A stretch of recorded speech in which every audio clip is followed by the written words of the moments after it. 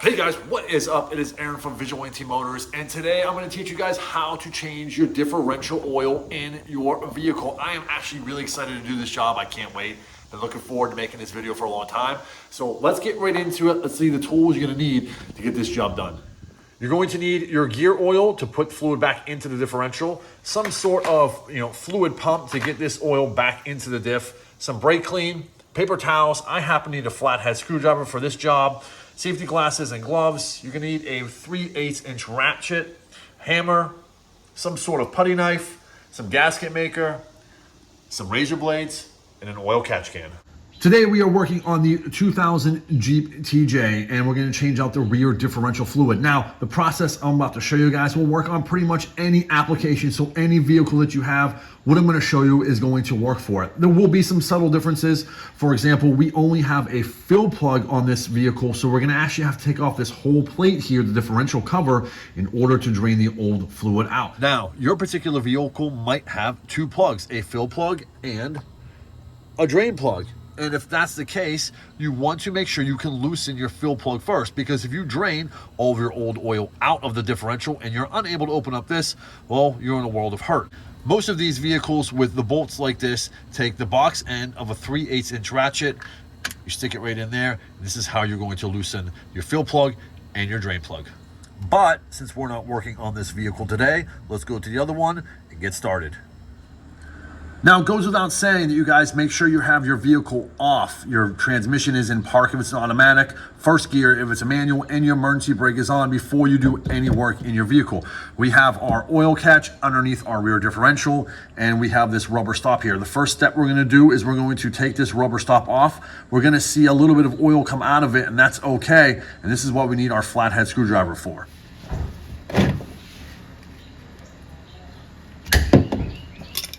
With our fill plug removed, we're ready to drain out the old oil. Now, this application, remember, we don't have a drain plug, so the only option we have is to take off the differential cover in itself in order to get the old oil out. Now, you might have to take this off for various reasons. You want to check your gears inside, you want to actually replace or refurbish your differential cover, so you're going to have to take it off as well. One of the tricks to doing this without making a total mess is releasing all these bolts except for the top one right there. You want to leave that one on. You want to loosen it, but you don't want to take it off all the way, so that when you start to release this differential cover from the old gasket, the whole plate isn't going to just fall off and make a mess everywhere. So leave the top bolt on, just loosen it.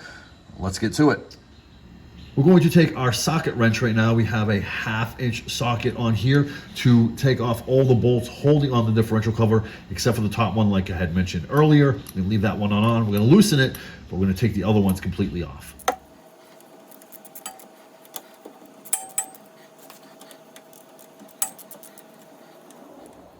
Once all your differential cover bolts are off, except for one at the very top holding it still on, you would think it'd be easy just to kind of pull this thing off, and you know what? Odds are you're not going to be able to, and that's why you have the putty knife. That's where it's going to come in hand. We're going to stick it in between the differential cover and the actual unit of the differential and see if we can't pry this off. It's not always easy. It's going to take a little bit of work, a little bit of muscle, but eventually you'll work it free.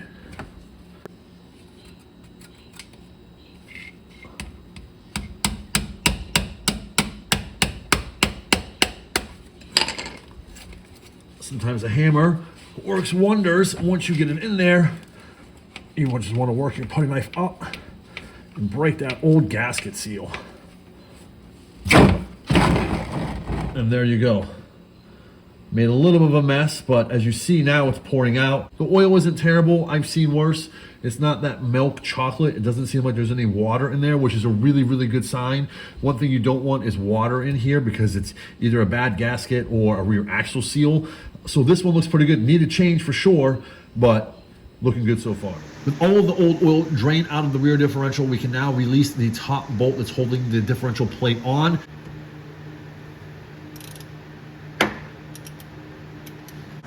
With the differential cover now off, it's a really good time to inspect your rear differential and see if you notice any teeth that might be missing, any real chips or anything in there that might cause alarm. And this looks pretty good. And the mating surface, one end of the mating surface of the differential is actually already pretty clean. We're not gonna have to do much work to get that cleaned up. So we're on to the next step. Now we move on to the actual cleaning of the rear differential cover. We're gonna use brake clean to clean out all the inside and this mating surface right here, this whole edge right here. We wanna clean that all and make it as smooth as possible.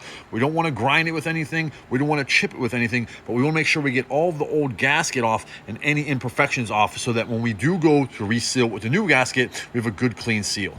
However, if there's one thing you guys will learn about me, it's that I cannot put things that look like this in this bad a shape back onto any vehicle. I just can't do it. It goes against everything that I stand for. So I'm gonna try to restore this. That's another YouTube video for another day. In the interim, we can continue the project that we're on, and we're gonna start cleaning the inside of this so we can reinstall it. The first thing you're gonna wanna do is just take a paper towel, a rag, something, and wipe out the interior, the inside of this differential cover, and getting as much of the old grease and oil that you can get. After that is done, you wanna take some brake cleaner and spray the inside just to clean it out really well and get all that residual oil and grease out.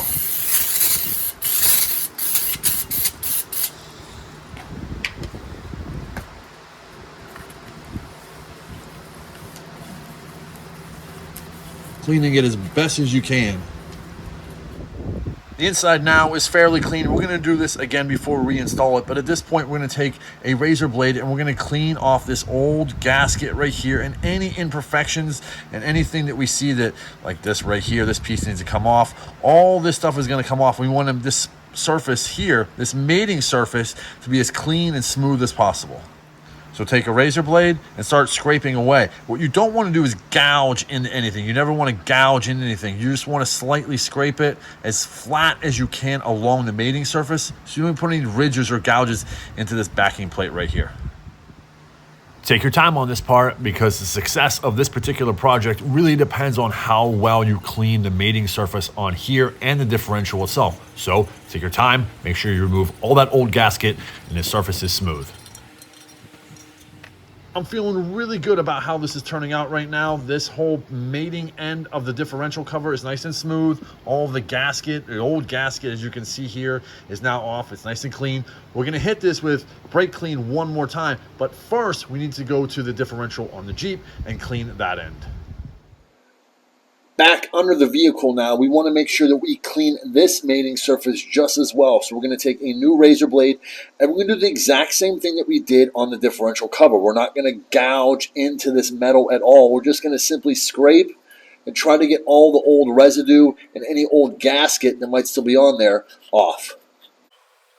Again, same thing here. Make sure you take your time getting all that old gasket off. It's imperative that that mating surface is nice and clean. With the mating surface now completely clean, there is no more gasket residue on here at all. We're going to apply brake clean on this very liberally, okay? Hit every single part to really clean this out.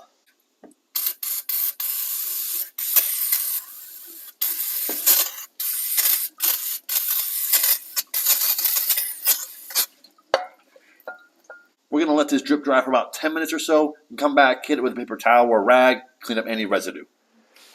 So now I'm going to take some brake clean and I'm going to apply it just to a paper towel here and wipe this mating surface one more time just to make sure that we have all the residue off, because what we want is a really good bonding surface for the new gasket.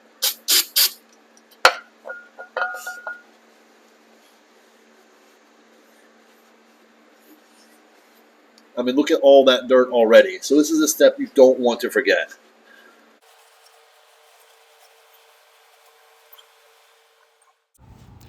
You then want to take a couple of clean paper towels and wipe out the bottom of the differential. There's going to probably be some brake clean in there and probably some residual oil. Make sure you get all of it out, because what you don't want to do is have that contaminate the new oil you're about to put in. So this is a really important step that you cannot forget. Yes, you could use air, but remember, on this channel, we use nothing but common tools, and I don't even have any air to use, so paper towels will work perfectly fine. Just make sure the bottom of that differential is super clean. We're now ready to put our gasket maker onto the differential cover, but I'm going to clean it one more time with brake clean just to make sure that we got all the residue off. So again, we have a really solid mating surface. I'm using Permatex Ultra Gray gasket maker. Now you can use the red as well. You just want to make sure that you have a gasket maker that works with differentials. This one does. Also, make sure you follow the directions on the back. Some are different than others. This one calls to go around each bolt hole. You want to try to do a continuous bead, and you apply the differential cover while this is still wet. So you immediately apply it and you torque it down just with your fingers until you see the gasket start to press through the other side. I'll give you guys a tip for those of you who are new and who have never done this before. This is not like squeezing a bottle of Elmer's glue. It's not that easy. It's actually very difficult. You want to use two hands to make sure it's nice and steady and try to have one continuous bead. You're going to cut this at about a 1/4 inch mark. Don't cut too much because you can't go back. Cut a little. If it's not enough, cut a little bit more. One other trick for you guys, take 2 bolts, and after you have the gasket maker put on, put them through now. Find the top of your differential cover, and in this case, it would be here. You're gonna put 1 bolt in there, and then I'm gonna put one at the bottom down here. Now, the reason why I do that is because when I'm holding the differential cover, I don't wanna smear it when I'm putting it back in place. So this gives me a little handhold right here to hold on.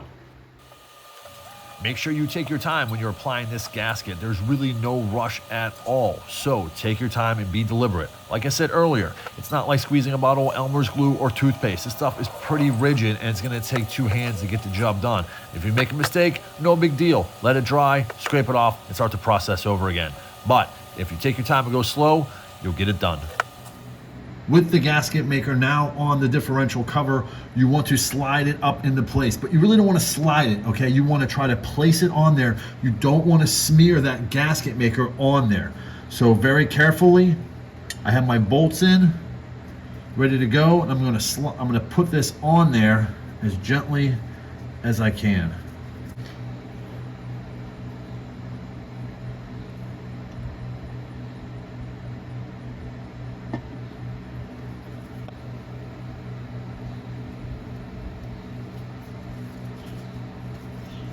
Now we're gonna put each of the remaining bolts in hand tight until we start to see some of the gasket maker come pressing out.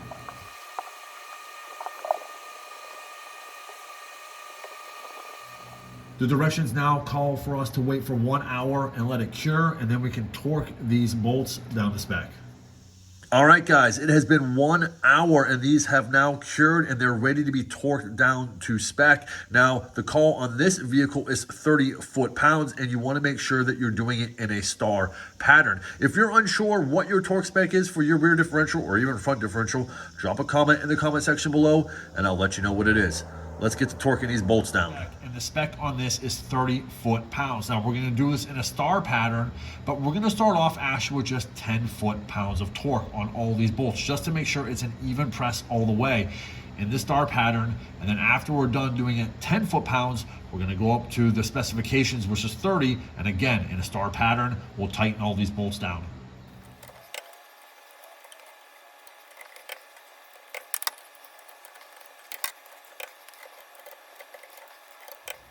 All right, it has been 24 hours since we put our differential cover back on the differential. The gasket is sealed. We are ready to finally add our new gear oil. Now for this application, we need SAE 75W90.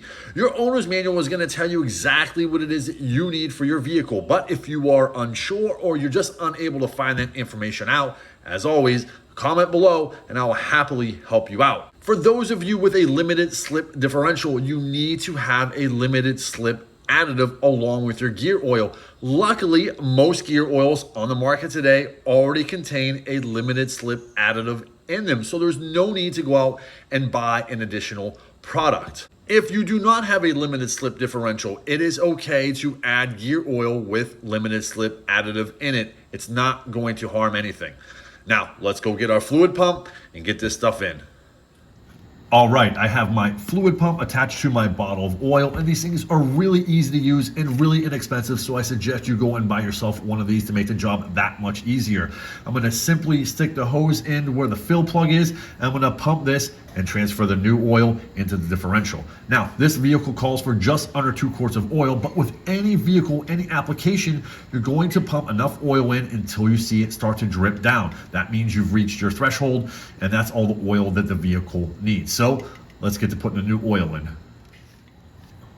Again, you want to take the end of the fluid pump hose, put it inside of your differential, and then proceed to pump the new oil into your diff. It's a pretty easy process, and the fluid pump hose makes it that much easier. It's gonna take a few minutes. Just take your time, be patient, pump nice and slow, and you'll get it done.